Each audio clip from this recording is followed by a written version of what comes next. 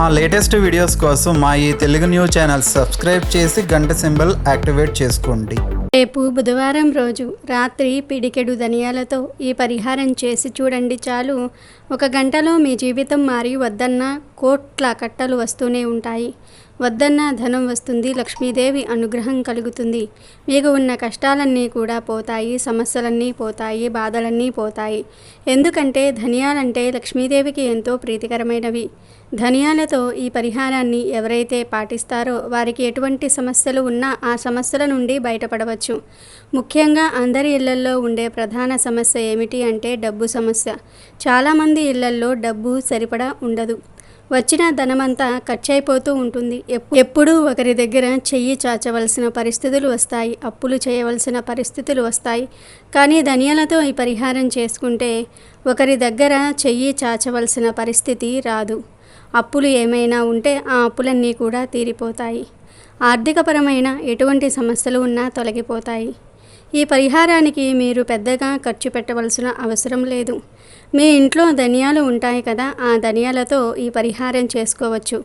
ఈ పరిహారాన్ని బుధవారం నాడు ప్రారంభించి వరుసగా 3 బుధవారాలు చేయాలి. మధ్యలో గ్యాప్ ఇవ్వకుండా వరుసగా 3 బుధవారాలు చేయాలి. ఆడవారు, మగవారు ఎవరైనా సరే పరిహారం చేసుకోవచ్చు. మరి ఇంతకీ బుధవారం ధనియాలతో ఏం చేస్తే మీకు ఉన్న ధన సమస్యలు పోతాయి అనే విషయాన్ని ఇప్పుడు మనం ఈ వీడియోలో వివరంగా తెలుసుకుందాం. అంతకన్నా ముందు ఒక పవిత్ర కథను విందాం. ఫ్రెండ్స్, ఫస్ట్ అయితే కామెంట్ బాక్స్లో ఓం లక్ష్మీ దేవియే నమః అని కామెంట్ చేయండి. అలాగే ఈ వీడియోకి ఒక లైక్ కొట్టి మాకు సపోర్ట్ చేయండి.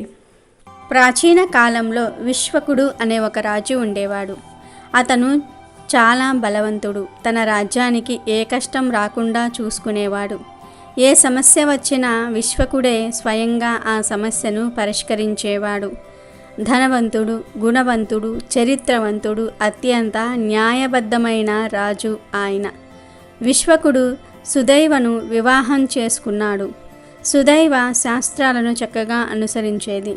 భర్త మాట జవదాటేది కాదు. దైవభక్తి ఎక్కువ. విశ్వకుడు పుణ్యాత్ముడు. ఆయన అనేకమైన యజ్ఞాలు, పుణ్య కార్యక్రమాలు చేశారు. దేవాలయాలను నిర్మించారు. నదులను తవ్వించాడు. చాలా వరకు పుణ్యకార్యాలు చేసి తన రాజ్యంలోని ప్రజలకు కష్టాలు రాకుండా చూసుకుంటూ ఉండేవాడు. ఆయన సాధు జంతువులను కూడా ఎంతో గౌరవించి ఆదరించేవాడు. ఆయన నగరానికి దగ్గరలోనే ఒక పెద్ద అడవి కూడా ఉండేది. ఆ అడవిలో చాలా రకాల జంతువులు, పక్షులు వాటి కుటుంబాలతో కలిసి నివసిస్తూ ఉండేవి. అదే అడవిలో అడవి పందులు కూడా ఉన్నాయి. ఆ అడవి పందులకు రాజు కూడా ఉన్నాడు. ఆ అడవి పంది రాజుకు భార్య, పిల్లలు ఉన్నాయి. అయితే ఆ అడవి పంది రాజ్యంలోనికి వచ్చి పంటనంతా కూడా నాశనం చేయసాగింది. ఆ అడవి పంది చాలా క్రూరంగా, భయంకరంగా ఉంది. ఆ పందిని వెంటాడడానికి ప్రజలు చాలా భయపడేవారు. ఇక లాభం లేదనుకుని రాజ్యంలోని ప్రజలు విశ్వకుణ్ణి కలిసి ఆ అడవి పంది గురించి, అది చేసిన నష్టం గురించి చెప్పుకున్నారు. రాజ్య ప్రజల బాధను చూసి విశ్వకుడికి విపరీతమైన కోపం వచ్చింది. రాజ్య ప్రజలకు ధైర్యం చెప్పి వారిని తిరిగి పంపించారు.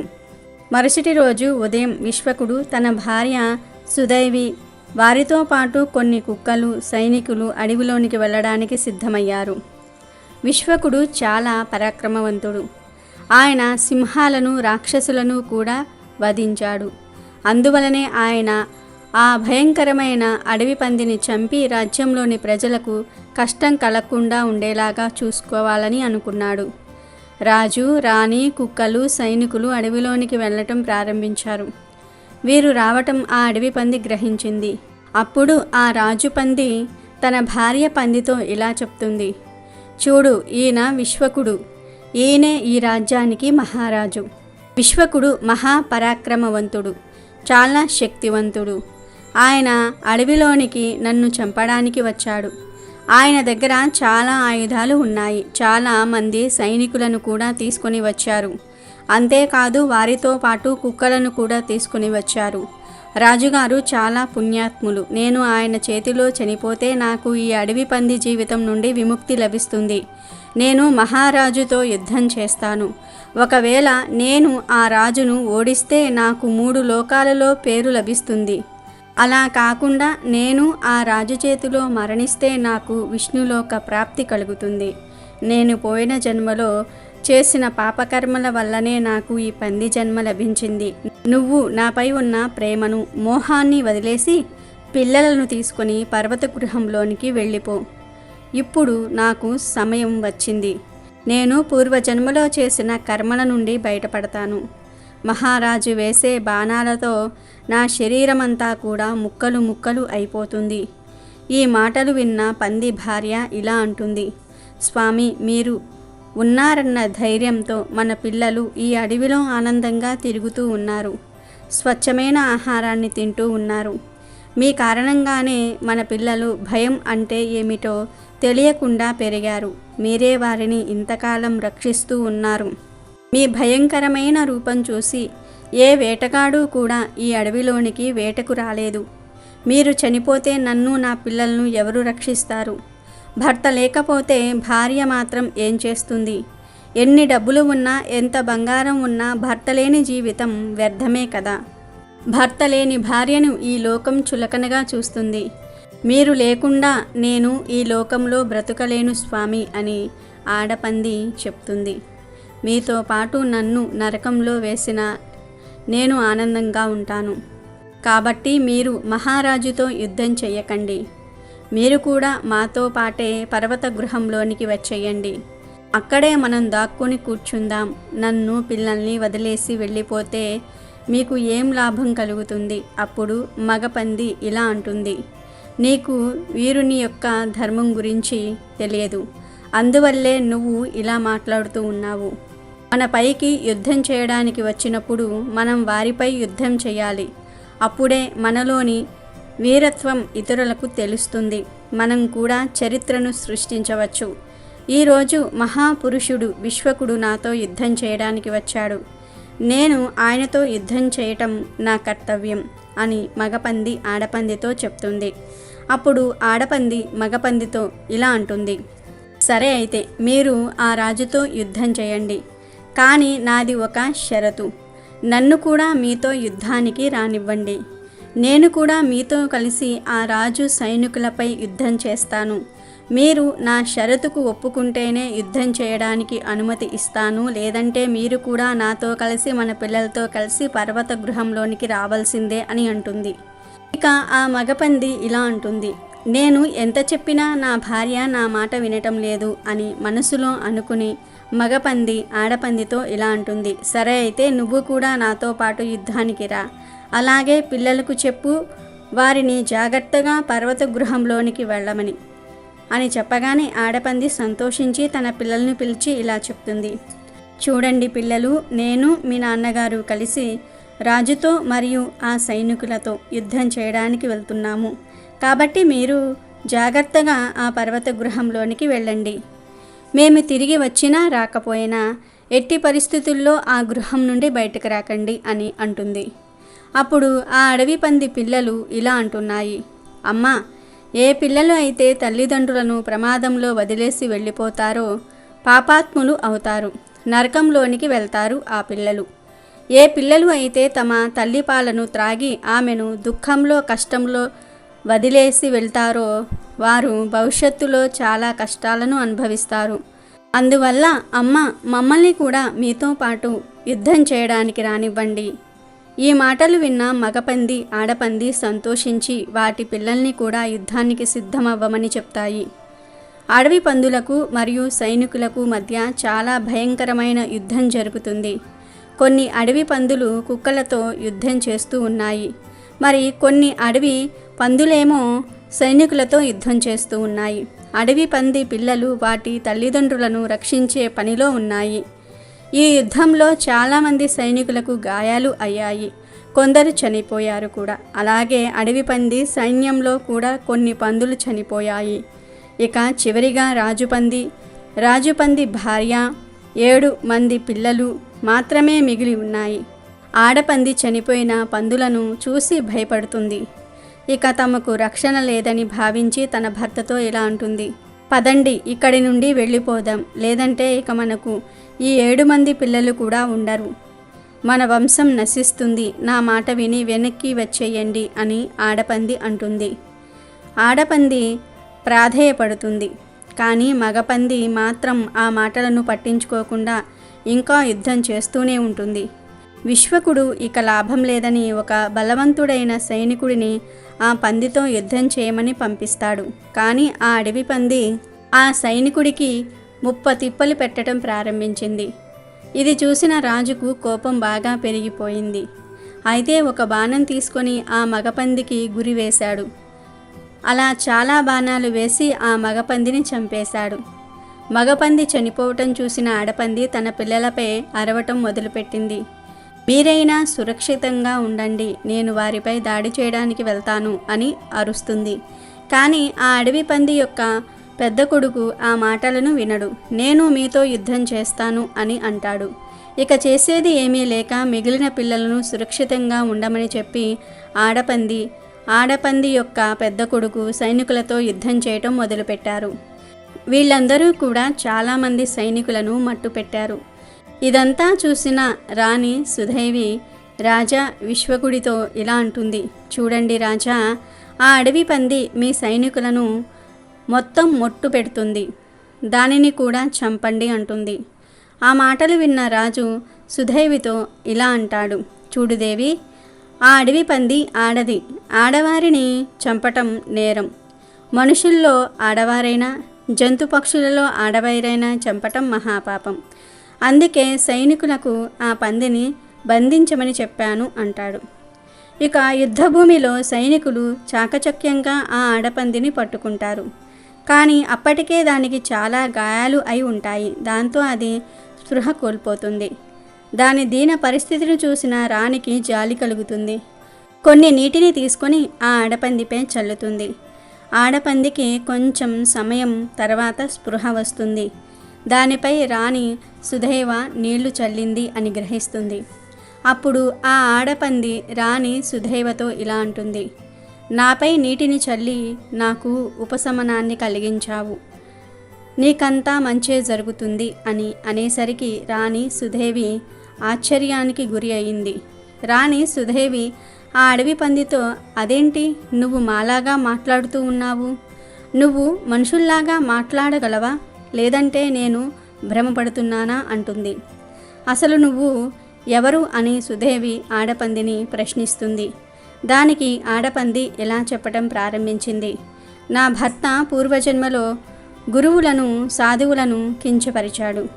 ఆ కారణంగానే నా భర్తకు ఈ అడవి పంది జన్మ లభించింది. నీ భర్త గుణవంతుడు, ధర్మవంతుడు, చాలా శక్తివంతుడు కూడా. నీ భర్త నా భర్తను చంపటం వల్ల తనకు విష్ణులోక ప్రాప్తి కలిగింది అని అంటుంది. దానికి సుధేవి, మరి నీ సంగతి ఏమిటి? నువ్వు ఈ అడవి పంది జన్మ ఎత్తడానికి గల కారణం ఏమిటో చెప్పు అంటుంది. అప్పుడు ఆడపంది తన కథను చెప్పటం మొదలుపెట్టింది. కలియుగ దేశంలో శ్రీపురం అనే నగరం ఉంది. ఆ నగరంలో వసుదత్తుడు అనే ఒక బ్రాహ్మణుడు ఉండేవాడు. నేను ఆ వసుదత్తుడి కుమార్తెను, ఒక్క కుమార్తెను అవ్వటం వల్ల నన్ను చాలా అల్లారు ముద్దుగా పెంచారు. నేను చాలా అందంగా ఆకర్షణీయంగా ఉండేదాన్ని. నా అందాన్ని చూసి నా తల్లి భయపడేది. నా తల్లి నా తండ్రితో ఇలా చెప్పింది. చూడండి, మన కూతురు చాలా అందంగా ఉంది, తనకు మంచి వరుణ్ణి చూసి పెళ్లి చేయండి అని చెప్తుంది. ఆ మాటలకు మా తండ్రి, నేను అదే పనిలో ఉన్నాను, నా అల్లుడు నా కూతుర్ని చాలా బాగా చూసుకోవాలి కదా, తను మంచివాడై గుణవంతుడై ఉండాలి, నా కూతురు ఏది చెప్తే అది చేయాలి, నేను ఇల్లరికానికి అల్లుడిని తెచ్చుకుంటాను, అప్పుడు ఎంచక్క నా కూతురు నా అల్లుడు నా కళ్ళ ముందే ఉంటారు అని చెప్పగానే తల్లి సరే అని మీ ఇష్టమని అంటుంది. అలా కొన్ని రోజులు గడిచాక శివశర్మ అనే బ్రాహ్మణుడు మా ఇంటికి వచ్చాడు. నా తండ్రి అతనితో కొంచెం సమయం గడిపి తన గుణగణాలను పరిశీలించాడు. మా తండ్రికి శివశర్మ బాగా నచ్చాడు. తనకు నన్ను పెళ్లి చేసుకోమని చెప్పాడు. శివశర్మకు కూడా నేను బాగా నచ్చాను. మా ఇద్దరికీ వివాహం చేశారు. శివశర్మ నాతోనే మా ఇంట్లో ఉండటం ప్రారంభించాడు. నేను నా తల్లిదండ్రుల వల్ల మొండిగా పెరిగాను. ఎవ్వరి మాట లెక్క చేయను, అగౌరవంగా ప్రవర్తించేదానిని. నేను నా భర్తతో కూడా సరిగ్గా ఉండేదాన్ని కాదు, అతనితో కలిసే సమయం గడిపేదాన్ని కాదు. ఇంటిలో పనులు కూడా తనతోనే చేయించేదాన్ని. అయినా సరే ఆయన నాపై ఎప్పుడూ కోపం ప్రదర్శించలేదు. నేను దానిని అలుసుగా తీసుకొని నా భర్తపై చీటికి మాటికి అరిచేదాన్ని. కావాలని గొడవ పెట్టుకునేదాన్ని. ఆయన రాకముందే అన్నం తినేదాన్ని. కనీసం ఆయన వచ్చాక అయినా అన్నం వడ్డించేదానిని కాదు. నా భర్త కన్నా ముందే తిని నిద్రించేదాన్ని. నా భర్త లేచిన తర్వాత నిద్రలేచేదాన్ని. నా భర్తని, ఇంటిని అంటే మా గదిని శుభ్రం చేసేవాడు. ఆయన ఎంతో ఓపికతో నన్ను భరించాడు. కానీ నేను చెడ్డదాన్ని. తన సహాయాన్ని అలుసుగా తీసుకొని నాకు నచ్చినట్టుగా ప్రవర్తించేదానిని. అలా కొంతకాలం గడిచాక నాపై నా భర్తకు కోపం వచ్చి ఇల్లు వదిలి వెళ్ళిపోయాడు. నా భర్త ఇల్లు వదిలి వెళ్ళిపోయాక నా తల్లిదండ్రులు నన్ను తిట్టారు. నేను వారి కులానికి కళంకం తెచ్చాను అని, నా భర్తను సరిగ్గా చూసుకోలేదని నన్ను తిట్టారు.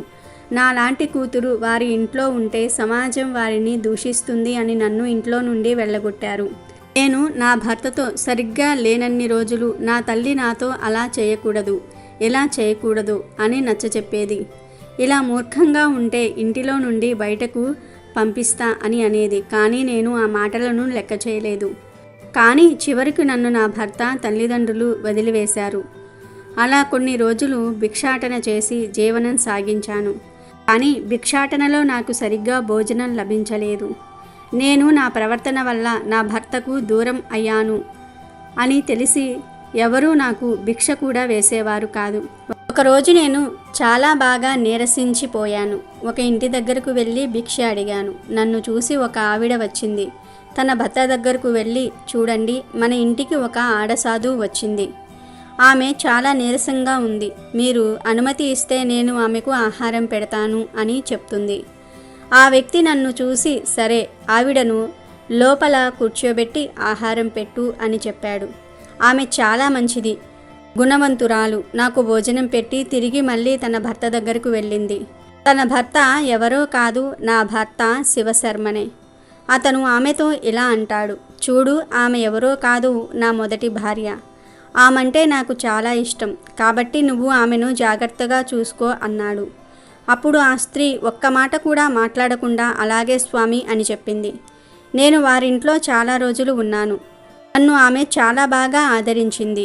కానీ నా ఆరోగ్యం క్షీణించటం వల్ల నేను చనిపోయాను. భర్తను హింసించిన నన్ను, తల్లిదండ్రుల మాట లెక్క చేయని నన్ను నరకంలో వేశారు. నరకంలో ఆ శిక్షలు అనుభవించాక యమధర్మరాజు నన్ను ఈ అడవి పంది రూపంలో జన్మించమని చెప్పాడు. ఇదే నా పూర్వజన్మ వృత్తాంతం అని ఆడపంది రాణి సుధైవతో చెప్పింది. మీరు నాకు ముక్తిని ప్రసాదించండి. మీరు మీ భర్తకు చాలా సేవ చేశారు. భర్త మాటకు విలువ ఇచ్చారు. దైవ భక్తి కలవారు, దయావంతులు. మీరు చాలా పుణ్యాన్ని పొందుకొని ఉంటారు. మీరు మీ పుణ్యంలో కొంచెం పుణ్యాన్ని నాకు ఇవ్వండి అని అంటుంది. ఈ మాటలు విన్న సుధైవ మహారాజుతో, స్వామి, మీరు ఏం చెప్తారో నేను అదే చేస్తాను అని అంటుంది. మహారాజు విశ్వకుడు సుధైవతో ఇలా అంటాడు, ఈ పంది ఇప్పటికే చాలా దుఃఖాన్ని అనుభవించింది. నువ్వు నీ పుణ్యంలో కొంచెం పుణ్యాన్ని తనకిచ్చి తనకు ముక్తిని కలిగించు. అప్పుడు సుధైవి ఆ పందితో ఇలా అంటుంది, నేను సంవత్సరం యొక్క పుణ్య ఫలితాన్ని నీకు ఇస్తున్నాను అని చెప్పగానే ఆ పంది చనిపోతుంది. ఆ పంది నుండి ఒక దివ్యమైన వెలుగు బయటకు వచ్చి రాణి ముందు స్త్రీగా నిలబడుతుంది. మహారాజుకు మహారాణికి నమస్కరించి విష్ణు లోకానికి వెళ్ళిపోయింది. వీడియోలోకి వస్తే, ధనానికి సంబంధించిన ఎటువంటి పరిహారాలను అయినా సరే బుధవారం రోజు చేస్తే చాలా మంచిది. చాలా మంచి ఫలితాలు వస్తాయి. ధనియాలకు మన కష్టాలను తొలగించే అద్భుత శక్తి ఉంది. మన జీవితాన్ని మార్చగల శక్తి కూడా ఉంది. ధనానికి సంబంధించి ఎటువంటి సమస్య ఉన్నా, ఎటువంటి లోటు ఉన్నా, ధన సంపాదన పెరగాలని కోరిక ఉన్నా, ధనానికి కొరత రాకూడదు అనే కోరిక ఉన్నా ఈ పరిహారాన్ని చేసుకోవచ్చు. ఈ పరిహారాన్ని సాయంత్రం 7 దాటిన తర్వాత, చీకటి పడిన తర్వాత మాత్రమే చేయాలి. అసలు ఏం చేయాలి అంటే ఏమీ లేదు. ఈరోజు రాత్రి సమయంలో చక్కగా మీరు స్నానం చేసుకున్న తర్వాత ఒక చిన్న గిన్నెను కానీ, ప్రమిద లాంటి దాన్ని కానీ తీసుకొని దానిలో పిడికెడు ధనియాలు వేయండి. పిడికెడు అంటే మరీ ఎక్కువ వేయవలసిన అవసరం లేదు.